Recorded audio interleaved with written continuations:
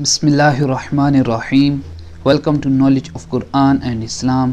ناظرین کرام، حضرت ابراہیم علیہ السلام کے بعد حضرت یعقوب علیہ السلام تک ان کی تمام اولاد کنعان میں ہی آباد رہیں۔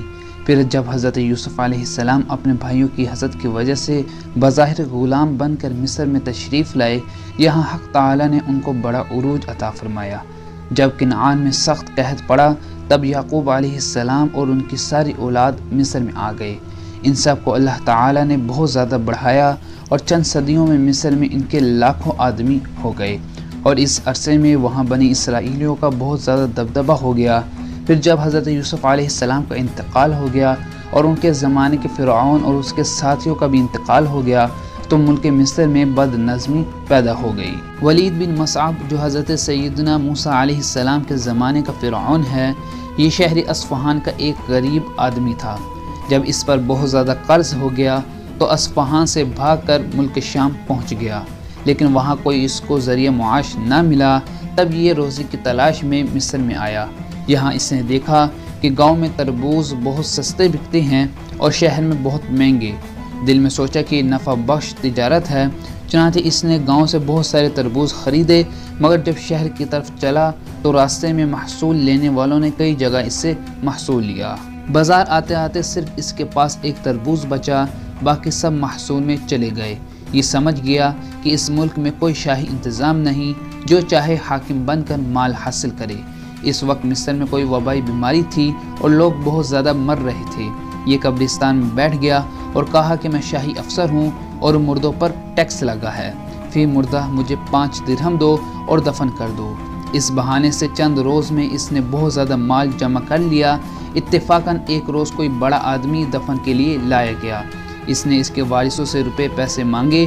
انہوں نے اسے گرفتار کر کے بادشاہ تک پہنچا دیا اور سارا واقعہ بادشاہ کو بتا دیا۔ بادشاہ نے اس سے پوچھا کہ تجھے کس نے اس جگہ مقرر کیا ہے؟ ولید بولا کہ میں نے آپ تک پہنچنے کا یہ بہانہ بنایا تھا۔ میں آپ کو بتا دیتا ہوں کہ آپ کے ملک میں بہت بد نظمی ہے۔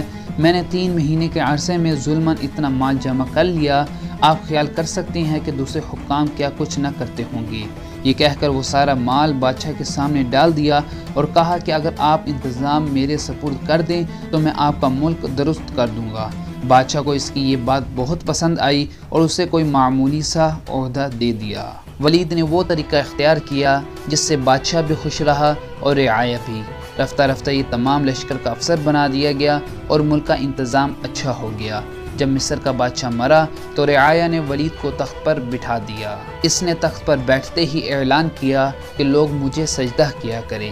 سب سے پہلے اس کے وزیر حامان نے اس کو سجدہ کیا اور پھر دوسرے امیروں اور سرداروں نے بھی اس کو سجدہ کیے، اور وہ لوگ جو دور تھے ان کے لیے اس نے اپنے نام کے بت بنا کر بھیج دیے تاکہ وہ ان بتوں کو سجدہ کیا کریں۔ اس طرح تمام اہل مصر فرعون کی پرستش میں گرفتار ہو گئے، مگر بنی اسرائیل نے اس سے صاف انکار کر دیا۔ فرعون نے بنی اسرائیل کے سردار کو بلا کر بہت ڈرایا دھمکایا، مگر انہوں نے کہا کہ ہم تیری عبادت نہیں کر سکتے، ہم صرف اپنے رب کی عبادت کریں گے، تو جو چاہے ہمارے ساتھ کر لے، ہم ہرگز تیری عبادت نہیں کریں گے۔ یہ سن کر فرعون غصے میں آ گیا اور اس نے بنی اسرائیل کو جلتے تیل میں ڈالنے کا حکم دیا۔ جب بہت سارے بنی اسرائیل جلا دیے گئے تو حامان نے کہا کہ ان کو مہلت دے اور دنیا میں ان کو ذلیل کر کے رکھ۔ تب فرعون نے ان کو جلانے کے حکم سے منع کیا اور ان پر سختیاں شروع کر دیں۔